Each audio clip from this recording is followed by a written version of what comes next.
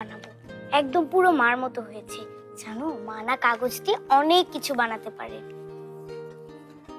তুমি মাকে বলেছো আমাদের কালকে হসপিটালে যেতে হবে? দেখো, পাখিও বানানো শেষ। একদম পুরো মার মতো হয়েছে না? হ্যাঁ, খুব সুন্দর হয়েছে। ভালো ডাক্তার কি বলেছে জানো মা?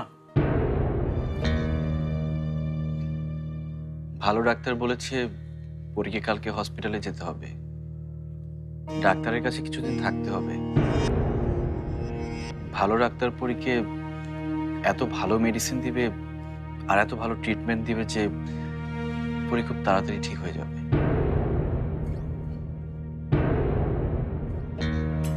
ভালো ডাক্তার আরো বলল হসপিটাল থেকে আসার পরে পরী স্কুলেও যেতে পারবে, সবার সাথে যেভাবে খুশি খেলতেও পারবে।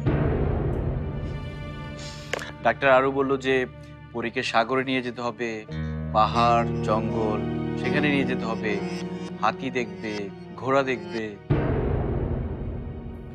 কিন্তু সেখানে যেতে হলে তো পরীকে আগে চিকিৎসা করাতে হবে।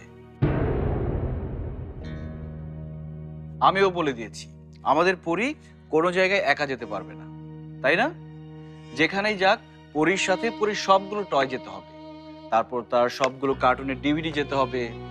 আর পাওয়ার পাফ ছাড়া তো আমাদের পরী কিছুই বোঝে না, সেটা তো অবশ্যই লাগবে।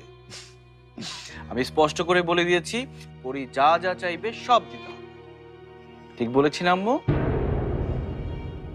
কি শোনো আম্মু, শুনবে না আমাদের কথা?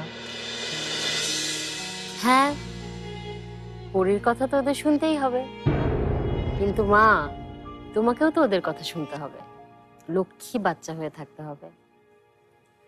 হতে পারে তোমাকে এমন একটা ঘরে নিয়ে গেল যেখানে আপু আম্মু কেউ থাকবে না, কিন্তু সেখানে এরকম কান্নাকাটি করলে চলবে না।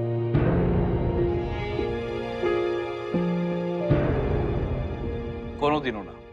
আমার মেয়েটা এত সহজে কাঁদে নাকি? দেখি তো, আয় তোমা আমার কাছে। আরে, আমরা যখন হসপিটালে যাব তখন কিন্তু আমরা একটুও ভয় পাবো না, ঠিক আছে? হসপিটাল থেকে